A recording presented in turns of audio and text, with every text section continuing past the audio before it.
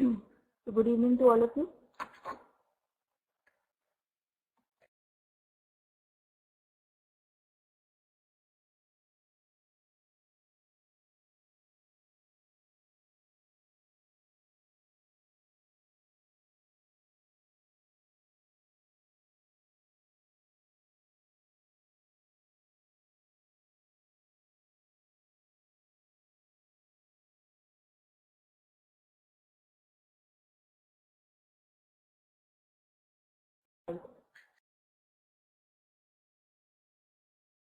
So today we are going to do law, because in the last class of business law we did economics. So we'll make up for that. We'll be doing business law today. Okay. So we'll be doing two topics today, two types of contracts: quasi contracts and contingent contracts. Okay. You have any idea about these, quasi and contingent?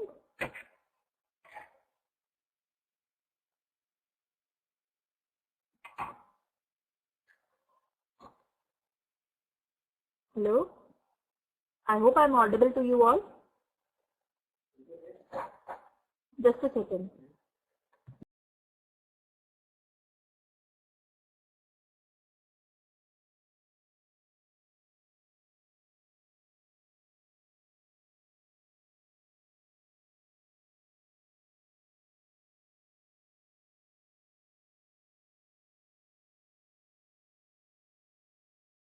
Everybody.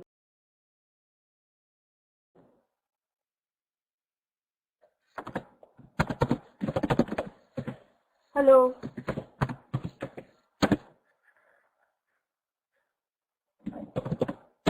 Am I audible to you all? Okay. I wasn't getting any response, so I thought you were not able to hear me. Okay.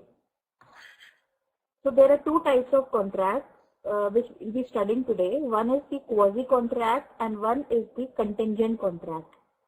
First, we can start by defining what is a contract. Okay.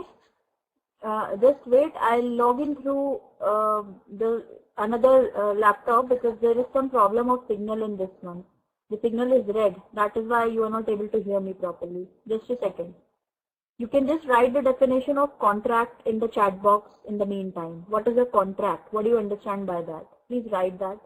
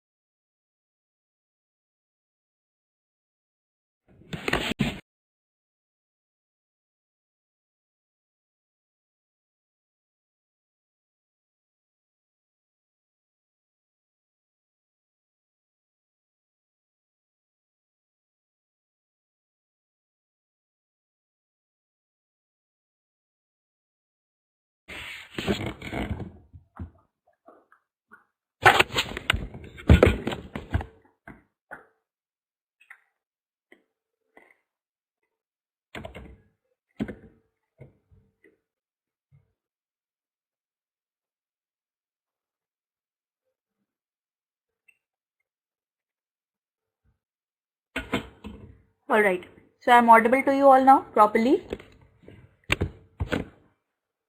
No voice? Rafiq? Now, can you hear me? Alright, so let's just start off. So quasi-contract and contingent contract, they are the two types of contracts which are very popular in the field of business and otherwise as well. So what is a contingent contract? That we should do first. You understand what is a contingent contract? What is the meaning of this word contingent? Contingent means, okay Rafiq, that's fine. Thanks for telling that.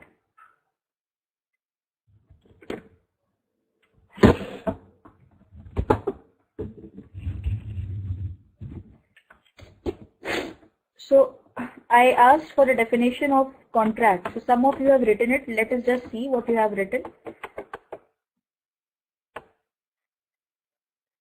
Something legal for better working. It's an agreement between two people or organizations. Yes, Vijay, that is the most appropriate definition. It is a kind of agreement or a something which is done with mutual understanding. That is the meaning of a contract. Yes, it's a legal document, Shakil. So, contingent contract. Just a minute. I'll lock the gate. I'm getting some disturbance.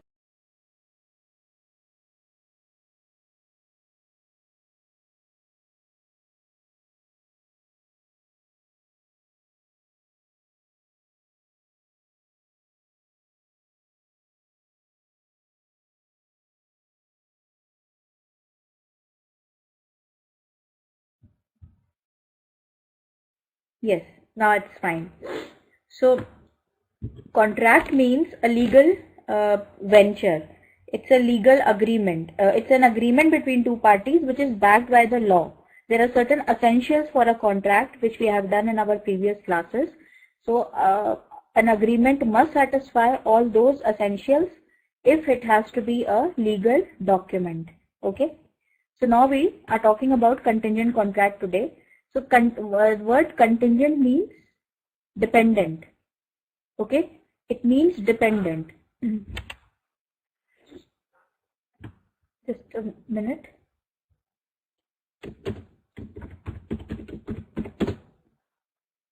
Can you see what I'm typing?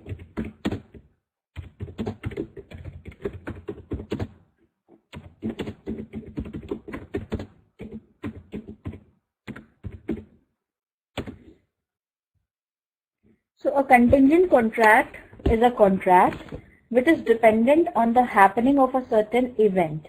Okay. So if that event is going to take place, then only this contract will be performed or it will take place. Otherwise, it will not take place. It will be a null and void contract. That is the meaning of a contingent contract. Good evening, Samu. Welcome to class. Today we are talking about contingent contract and quasi contracts. Okay, we are discussing law today. So you can just join in and focus. So it's a contract which is dependent on the happening of a certain event, and that event is, yes, that's the example, Riza. I'm just giving you the example, and that event is an uncertain event. Okay, that event is not something which is fixed. Suppose there are two parties in the contract. One is A, and A is the seller. Then there is B, and B is the buyer. Okay, so A is the seller, B is the buyer. Now B goes to A to buy something, B actually is a wholesaler. Sorry, A is actually a wholesaler. So B goes to A and says, I need rice. Okay, I need rice. I need 50 kgs of rice. 50 kgs of rice I need. Alright. So seller, this B goes to A for that. So what does A say? A says, okay, I have rice with me. I can sell rice to you, but there is one condition that right now in my godown or in my warehouse, I have 35 kgs of rice. 15 kgs of rice is short, and I am expecting my consignment to reach me by a week or so. Maybe the date maybe like today is 15th, so this event may have happened on 15th. Okay, I'll say just 15th. I don't think today is 15th. Today is actually, what is the date today? 18th, isn't it? Yeah. So let's make it 18th to avoid any confusion. So this incident happened on 18th. So seller said, I can provide you with 50 kgs, but you will have to wait till 25th. You'll have to wait for a week. Yes, MDM Rushdi, you are late by 10 minutes. We have started and we are discussing law today, although it's economics class, but we are doing law because in the last economics class, a law class, we did economics. Okay, so I'm making for that. And we are discussing about contingent contract right now. What is it and what are the essentials of that? I guess it's your first class with me.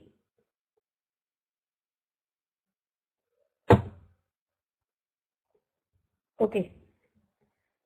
So let's get back to this. So he said, I am expecting my consignment to reach me.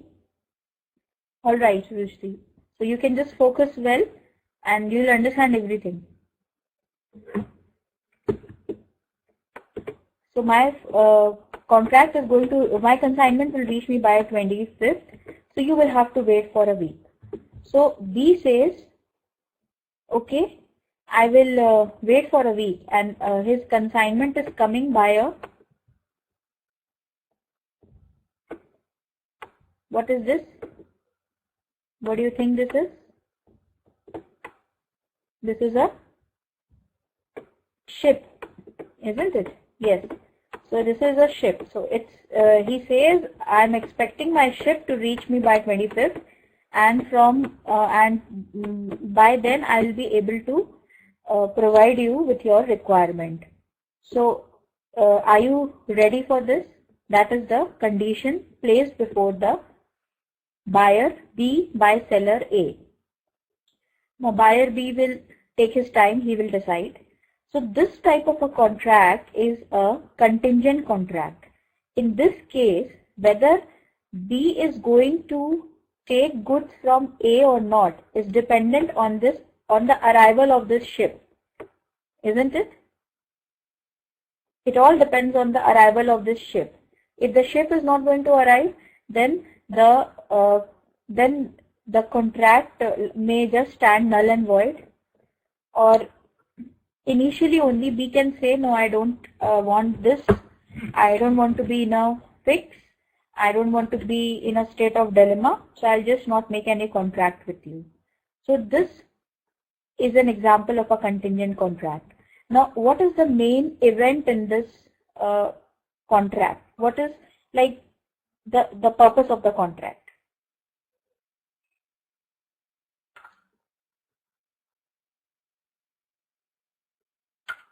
Time period.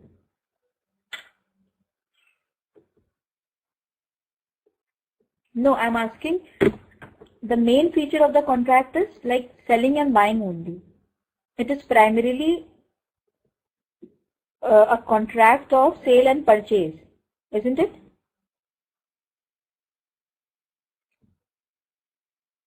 Yes, that is there. It is primarily a contract of sale and purchase only, but the sale and purchase.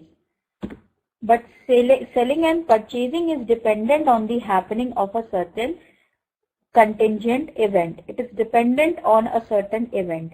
So that is why it is a contingent contract. Okay.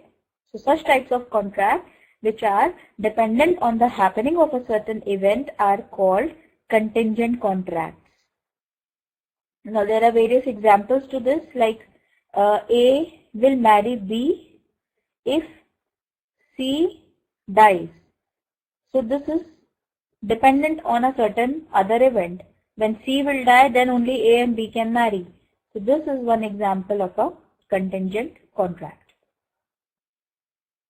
Okay.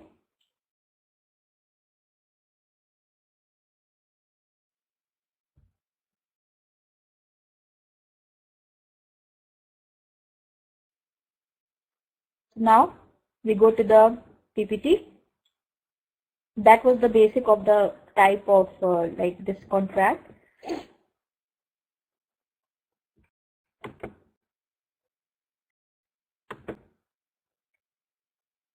So what is it? It is a contract in which a promise is conditional and the contract shall be performed only on the happening or non-happening of certain future uncertain event. It can be happening of an event and it can also be non-happening of an event.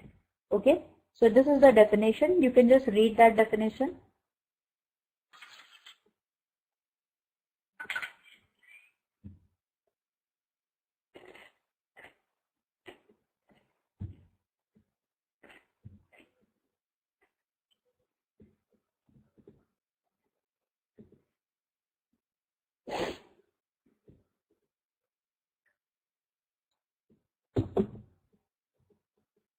So section 31 of the Contract Act defines a contingent contract as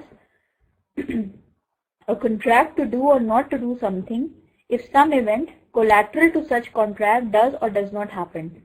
So we saw in this example that arrival of the ship was a condition collateral to the main contract. Collateral means attached to the main contract, isn't it?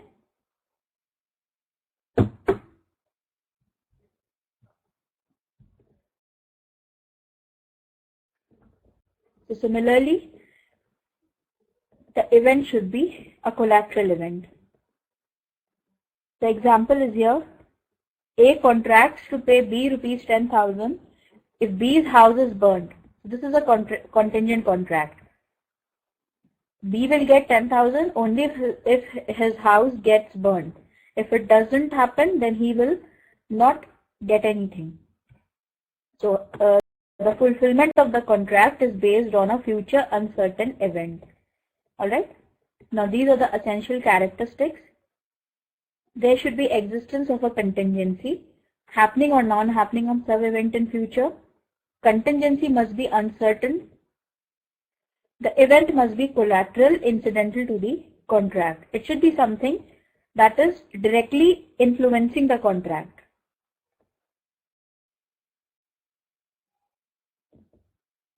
Now, what are the rules regarding that? A contingent contract depends on the happening of an uncertain future event, cannot be enforced until the event has happened. So if the event becomes impossible, such contract becomes void. Like suppose A agrees to marry, A and B will marry each other only if C agrees for that. And in case C dies, C is not alive now, then in that case A and B cannot marry because the condition on which the marriage was to be performed is now is like impossible. The person is dead. C is dead. So A and B cannot get consent from C and hence they cannot marry each other. Okay. So contingent contract to do or not to do anything if an uncertain future event does not happen can be enforced when the happening of that event becomes impossible and not before. Like there is a contract in which there is a promise to do or not to do anything, but suddenly the event becomes like it does not happen. That is for sure now that it will not take place. So it can be enforced only when the happening of that event becomes impossible. Like for example, if again the same example, A and B are to get married. Now what happens is A marries C. A is now married to C. So we cannot expect that now A and B can marry each other unless and until C dies or there is separation or something like that. Okay? Clear? Is it clear? So far everything clear to all of you? Please write yes or no.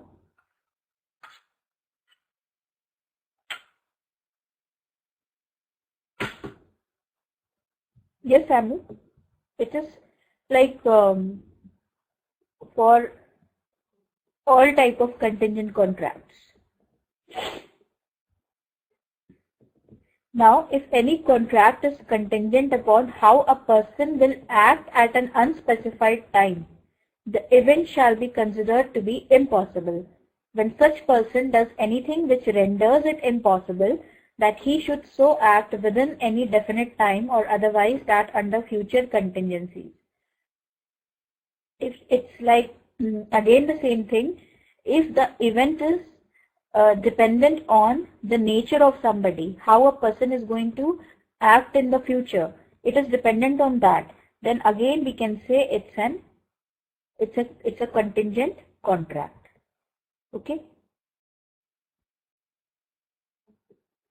So then contingent contract to do or not to do anything.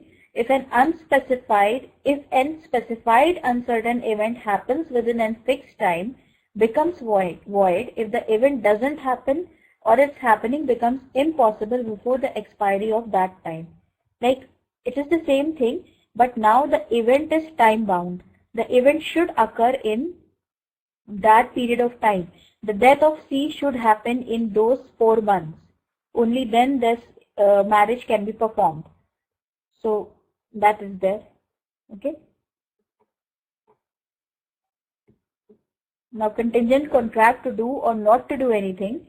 If an impossible event happens are void whether or not the fact is known to the parties.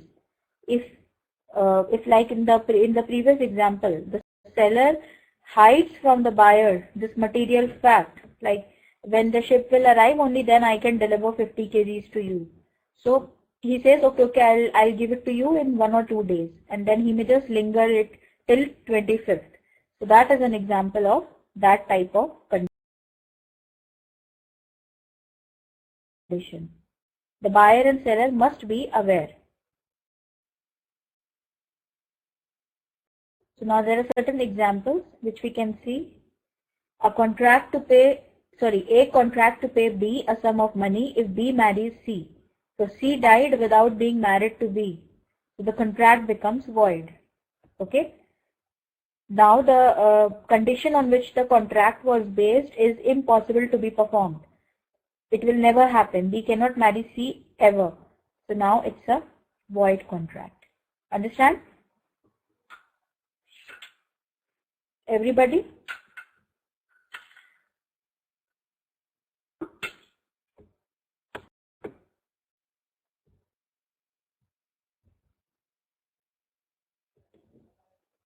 A agrees to sell his car to B if C dies. Okay? The contract cannot be enforced so long as C is alive. Again, it's a contingent contract. The happening is dependent on a future uncertainty.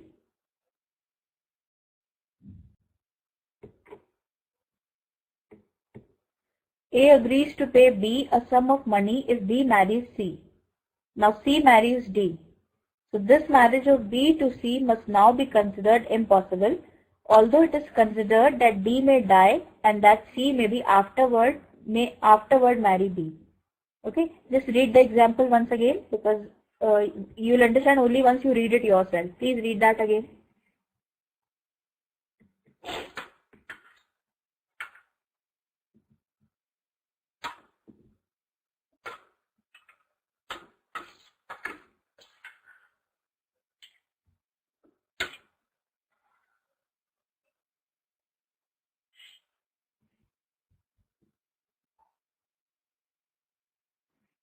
Clear?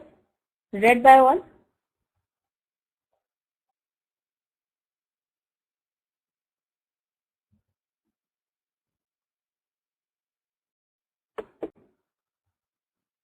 Okay. Now next one. A promises to pay B a sum of money if a certain ship doesn't return without a year. The contract may be enforced if the ship doesn't return within the year or is burned within the year. Okay, like this is a time-bound event. The event should happen in that 1 year.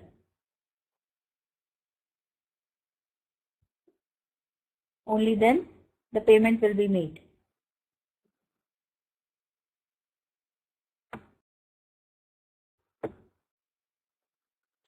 Now another example is this one.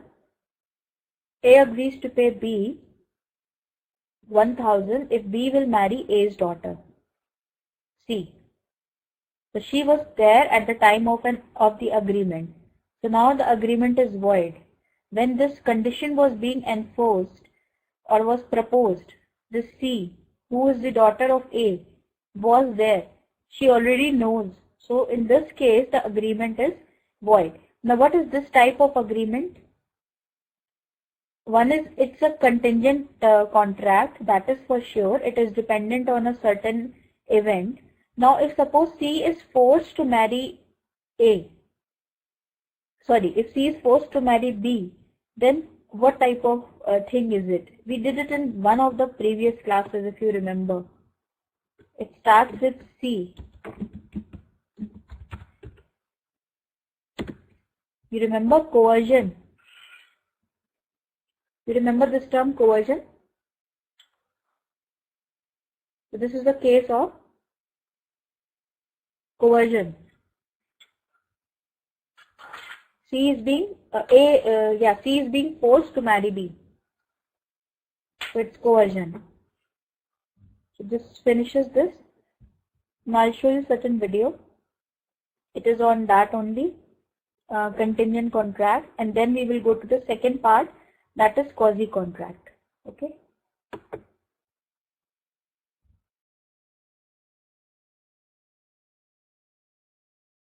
Agreement created by the courts between two parties who did not have a previous obligation to each other. A normal contract requires two parties to consent to mutually agreeable terms. Under a quasi-contract, neither party is originally intended to create an agreement. Instead, an arrangement is imposed by a judge to rectify an occurrence of unjust enrichment. When one party knowingly receives something for nothing, the courts may impose a quasi-contract. For example, if UPS delivers a new television to Zoe that she did not order and she keeps the television and does not attempt to return it to the company that mistakenly shipped it to her, a judge could impose a quasi-contract to force her to pay for the television. Zoe did not intend to purchase the TV, and the TV company did not intend to sell her a TV, but since she chose to benefit from the TV at the company's expense, the court requires her to reimburse the TV company to make the situation fair.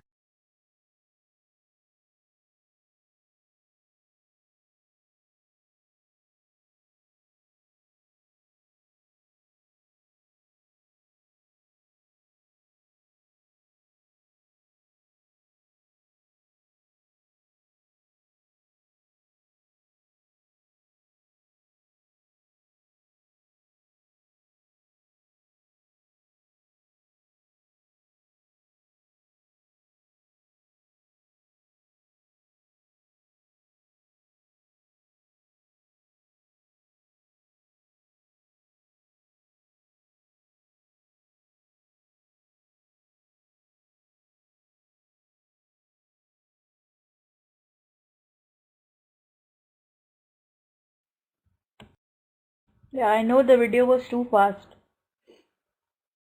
Now there's another ABC one. Painting Company. We just finished painting on your house yesterday. How do you like it? Hi, nice to meet you. I'm George. I like the paint job, I guess, but I had no idea that this was going on. I have just gotten back in town from my vacation. I didn't even know you were painting my house. I went with my good friend Professor John Vermeer, who teaches at Ferris. We even got to go snorkeling. Sounds like you had a great time. I wanted to stop by and check on the bill I gave you for the paint job. It is for $4,800. What? $4,800. This has been a mistake. You see, I believe you must have painted the wrong house while I was on vacation. What? Isn't this 222 Elm Street? No. This is 202 Elm Street. Oh my, well I see we have a problem here now, don't we? You know, someone is still going to have to pay for this paint job. I had my crew here all day. I am not going to be able to pay. I didn't even know this was going on. Sir, I'm sorry, Beauty will not be paying for this paint job. Well, we will see about that in court now, won't we? In you benefiting from this paint job, this would be considered a quasi-contract, but I will be discussing this matter with my attorney. Goodbye, George.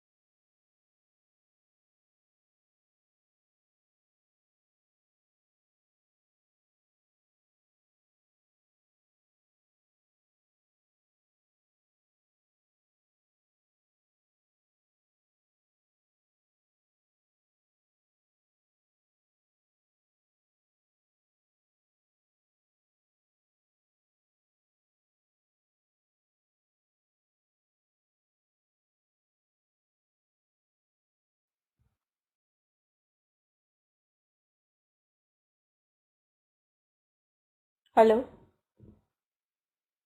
Okay. So we can now,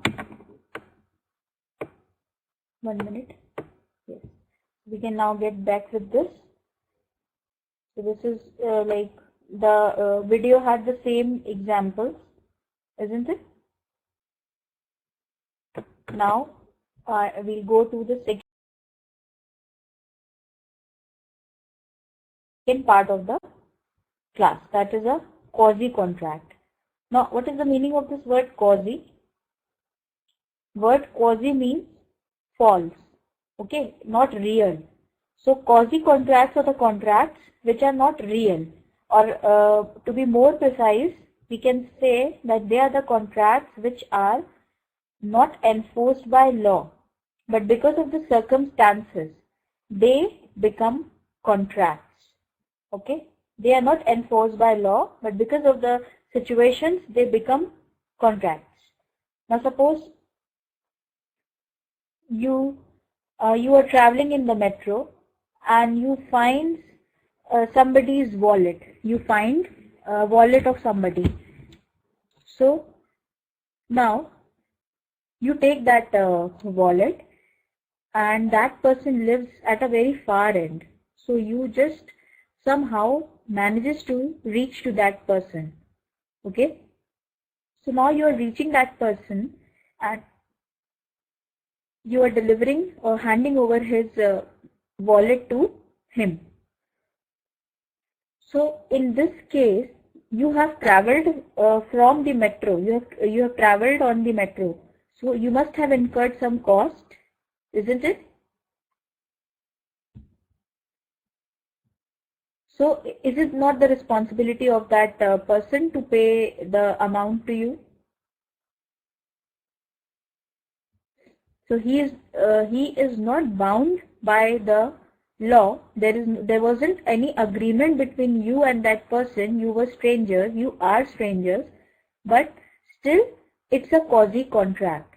Since you did the right thing, so you can claim your amount from that person, and in case he refuses, you can approach the court of law for the same, for the purpose of getting the right verdict.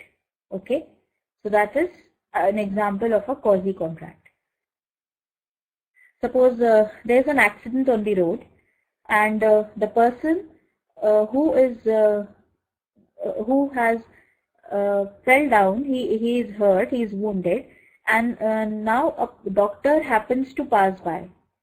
Now what will the doctor do? Will he ignore the patient? Will the doctor ignore? No, he won't ignore. What he will do is he will provide first aid to the person. He will do all the necessary like medical aid. He will provide all that, and at the end, what he can do, he can claim his expenditure from that person, and that person is now bound to pay to the doctor. It's a quasi-contract. Because of the situation, the person is bound to pay to the doctor, because doctor did service to him, he did favor to him, so he should be paid. Okay, did you get this? So such type of contracts are called quasi-contracts, which arise out of the situations. Now you are living in a house which is inherited by you from your great grandfathers. In the will also, your grandfather has transferred the house in your name. So you are living in that house, and it's a very old house. It's in a very dilapidated condition. The walls are all patchy, broken, shaky, everything like not very perfect type. So what if you are going to spend some amount on the repairs? So what is that? That is, are you going to recover that amount from your grandfather? No, you won't, because you are into a quasi-contract. Since you are the owner, you hold the title of that house, So it is your responsibility to incur the necessary expenses to take care of the building. Okay. Now let's go and see more in detail.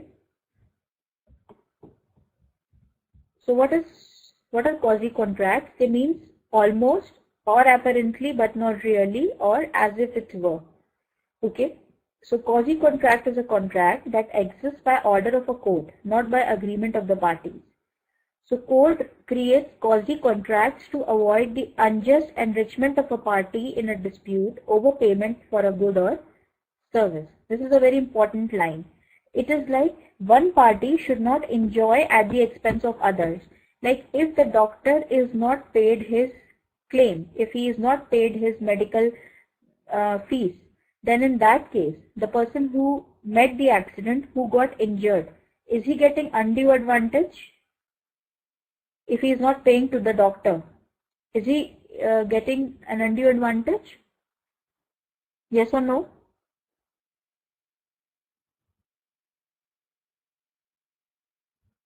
Only Raisa is answering. What about others? Yeah, Darshana. Okay.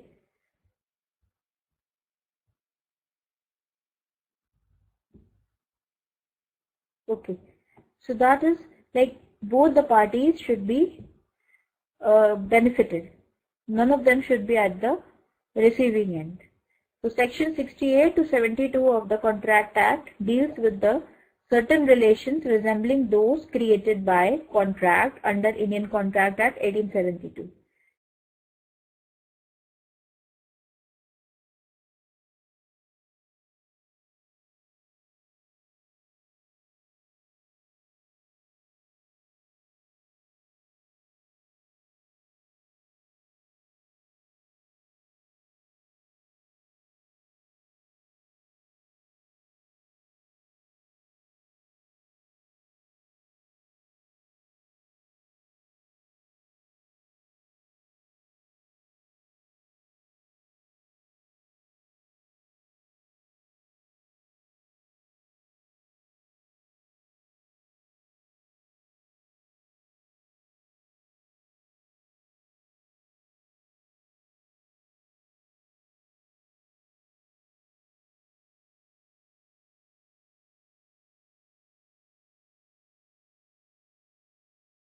So let's go forward. Now you can see the illustrations here. A victim slips on a banana leaf and falls down a flight stairs. Doctor, a stranger who happened to be walking by, administers emergency treatment to unconscious victim. So doctor does not enter into a contract with the victim. Doctor could now recover fee for her services on the theory of unjust enrichment. Okay? Yes, it has legal value, Raisa. But the conditions of the quasi-contract should be satisfied. Only then it's a valid one. So this is where quasi-contract come into play. The court in this case creates a fictional contract to grant benefits to the doctor. Okay? In case this victim says, I won't pay to the doctor. He did all the work out of his good gesture. I won't pay out of his humanity. So then the doctor can approach the court and the court will grant benefits to the doctor.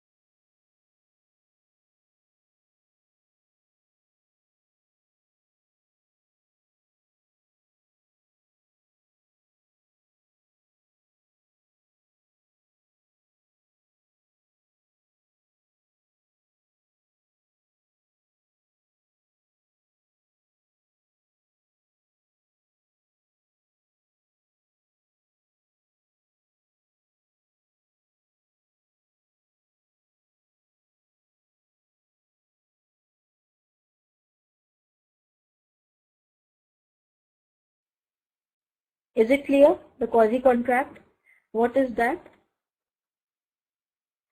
So now the sections in law which covers the quasi-contracts are these. One is the supply of necessaries, payment of lawful dues by interested person enjoying benefits of a gratuitous act, finder of the goods, then goods or anything delivered by mistake or coercion. So now we are going to see each of them in detail. These are the basic 5 elements of a quasi-contract, or rather these are the situations in which the quasi-contract comes into play. Okay.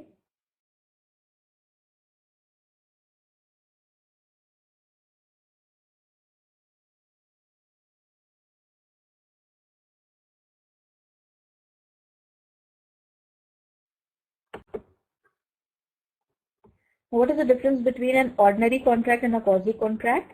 This results from the will of the parties, and this is not a contract at all, but merely a legal fiction.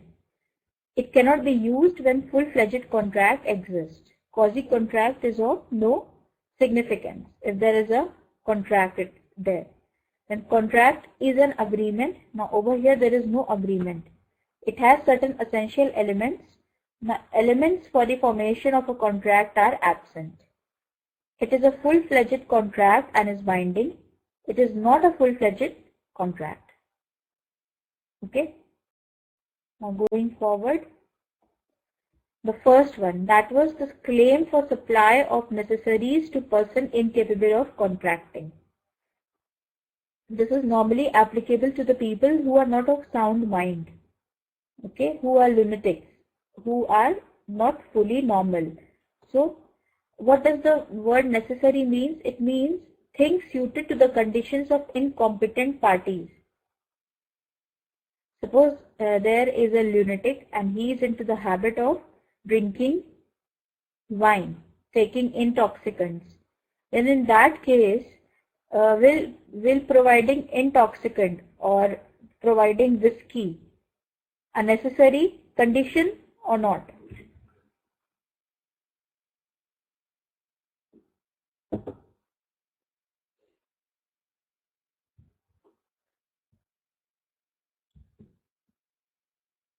If the person is into the habit of drinking, then in that case, even providing drinks to that person is a necessary. This is something that is a part and parcel of his or her life. So we have to provide it. So it means the articles required to maintain a person in the state and degree in the life in which he is, and an article without which any individual cannot reasonably exist. Like if we are not going to provide food, water, hygienic conditions, clean clothes, then even a normal person cannot survive. So these are the mainly things which we cover under the category of necessaries. Okay. Now here is an example of the same. A supplies B, lunatic, with necessaries suitable to his condition of life. Like B is a lunatic and A is taking care of that person, and he is providing him with the necessities. So he is entitled to be reimbursed from B's property. Okay. Whatever expenses A is incurring on providing the necessary things to B, he can recover that from B's property. So this is a quasi-contract. B and A are not directly into any contract, but because of the conditions, A is eligible to obtain money from B's property, entitled to. Okay. Is it clear? The example?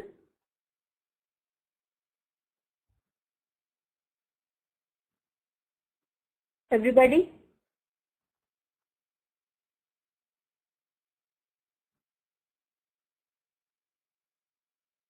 Okay. Now, a minor studying at Cambridge was supplied with clothing including 11 waist vats. He already had sufficient clothing with him. So it was held that the waist vats were not necessary articles, and so he was not liable to pay for them. Okay. the things which we are talking about or the things in question in this clause are only the necessary things, the things which are needed to support a person's life. Okay, like if I say, please provide, Vijay, you cannot see the screen.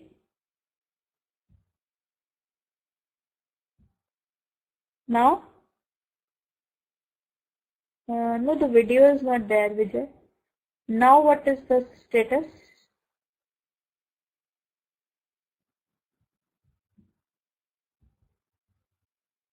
If the problem is persisting, then you can just log out and log in again.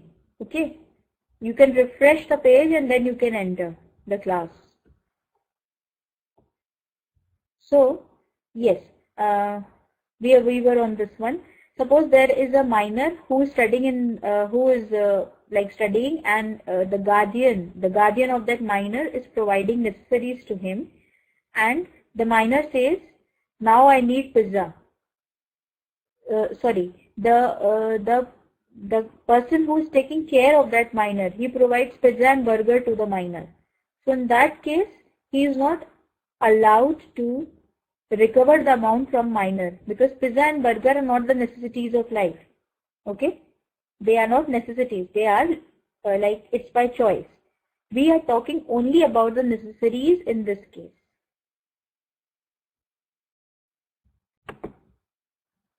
Now the second part is the reimbursement of money paid in which he is interested. Now let's see what is this. There must be a person who is bound to make a payment by law. The person paying must himself not be bound to pay. So when he is jointly liable to pay, payment by him would not give him the right to recover under the section. Okay. Yes, I'm getting messages from Shakil and MGM that they are not able to see the screen.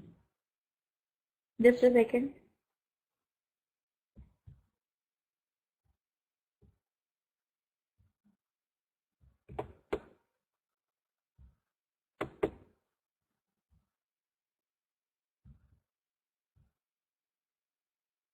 Now, can you see?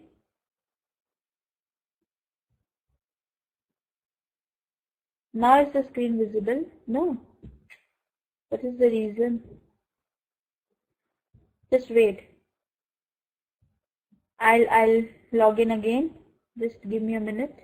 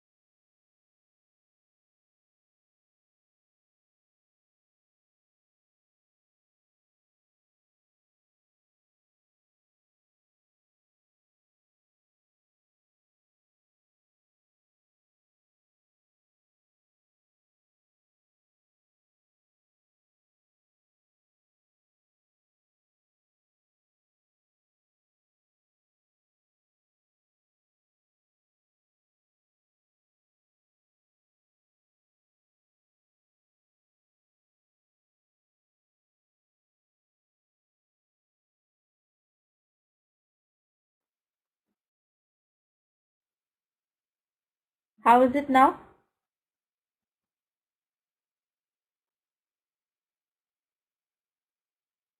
Hello? Now can you all see?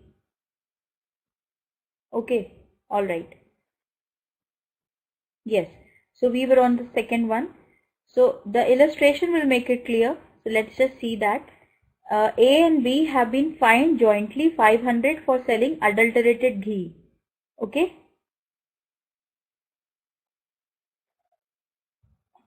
Today there is some problem. Okay, I think now it's fine. So you can just continue. So A alone pays the amount of fine in good faith. A cannot later claim the contribution from B under section 69. Okay, now why is it so? That B was also bound to pay the fine, but A has paid B's share also in good faith. Like he was expecting that B is going to share his, will give his share of 250, but B refuses and A cannot recover as he himself was bound to make the payment, being jointly liable with B and was not simply interested in making the payment. Okay? Yes, Vijay, fine now. Like if like A and B both were responsible for this 500, A also owed the responsibility and B also owed the responsibility. So if both the parties owe the responsibility for a particular payment, then if one party pays it, it cannot recover the amount from the second party because it also had some interest in that payment. So as per the law, he cannot recover the amount from the other party. No, Raisa, we cannot go to the court. It's like a clean case. You both were responsible. So if one party is not making the payment, you cannot recover it forcibly. Now, section 70, the next one. Obligation of a person enjoying benefits of a non-gratuitous act. Like person lawfully does anything for another person, as the example which I gave to you of that property. If a property is transferred to another person, then in that case, like the recovery of the payment cannot be made. Let us see the example. I'm going to the example directly so that it's more clear to you and moreover the time is less. Okay. So A is a tradesman. He leaves goods at B's house by mistake. Now B treats the goods as his own. He is bound to pay for them. In this case, B makes use of the good, but he has to make the payment to A because A left the goods by mistake only.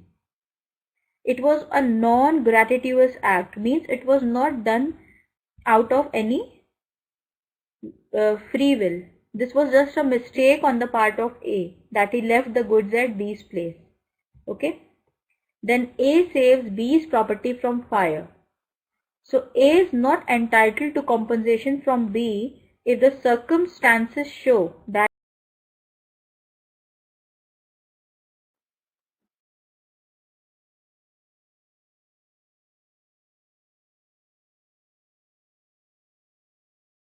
he did it out of his generosity, and if B is able to prove this point in the court that A did it out of his own generosity, out of his own nature, good nature, then in that case A cannot recover any amount from B. Okay, so this is another clause for this quasi contract. The act should be non-gratuitous, means it shouldn't be out of love and goodwill. The next one, it's the responsibility of the finder of goods. So a person who finds goods belonging to another and takes them into his custody is subject to the same responsibility as a bailee. This is another thing, bailor and bailee. That is another kind of contract which we'll do in some other class. The finder's position therefore has been considered along with bailment. Let's go to the illustration. H picked up a diamond on the floor of F's shop and handed it over to F to keep it till the owner appeared. Okay. So F is the owner of the shop and H picks up a piece of diamond and hands it over to F. So true owner could not be searched. After the lapse of some weeks, H tendered to F the lawful expenses incurred by him for finding the true owner and an indemnity bond and requested him to return the diamond to him. That is H. F refused to do so. So now H wants, like he had incurred certain expenses for finding the true owner. Maybe he has given some advertisements or something like that. So he wants to recover that money from the shop owner H, who is in the hold of diamond right now. So he asks F to pay to him, but F refuses to do so. He neither pays to him, neither he hands over the diamond to him. So in this case, F must return the diamond to H, as he was entitled to retain the goods as against everybody except the true owner. Okay, since H has found the good, so he had the full right. He found the diamond, so he has the full right to keep the diamond with him. Okay, only against the true owner, means if the true owner turns up, then he has to deliver the diamond piece to him. Otherwise, he has full authority over that diamond and he can keep it with him. Now coming to the last one. This is next. The duties of the finder of goods. First is, he must try to find out the real owner of the goods and must not appropriate the property to his own use. He shouldn't use it for his own benefit. He must take as much care of the goods as much a man of ordinary prudence would take of his own goods of the same bulk, quantity and value. Means reasonable care. He should take care. Now what are the rights of the finder of the goods? He is entitled to the possession of the goods. He is entitled to retain this good until he receives the lawful charges or compensation for retaining the goods and for care and preservation thereof. However, he can't sue for such compensation unless a specified reward has been advertised by the owner. And when can he sell the good? If the commodity is perishable, if the owner cannot be found, then owner refuses to pay the lawful charges, or when the lawful charges amount to 2/3 of the value of the commodity found, means the charges are very high. He is incurring a lot of cost in maintaining that good, then he can easily sell it off in the market. Okay, and recover the amount. Now this is the last one. Liability of person to whom the money is paid or thing delivered by mistake or under coercion. Like A and B jointly owe ₹1,000 to C. So A alone pays the amount to C and B, not knowing this fact, pays 1,000 again to C. So C is bound to repay to the B. Okay. A railway company refuses to deliver certain goods to the consignee except upon the payment of an illegal charge for carriage. The consignee pays the sum charged in order to obtain the goods. So he is entitled to recover so much of the charge as was illegally excessive. Means he incurred extra cost to get to the place where the goods were wrongfully delivered. So he is entitled to recover that amount from the railway company, because railway company made the mistake. They delivered the goods on the wrong place, wrong address. Okay. I hope it's clear to you all. What you can do is you can go through your textbook, so it will become much clearer, much better. It will be much clearer. You'll understand it better. It will be good for you. Please go through it, quasi contracts and contingent contracts, so that you can clarify in the next class. All right. So we'll meet in the next class. The material which you have, Rafiq, I'm talking about that only. Okay. So let's meet in the next class.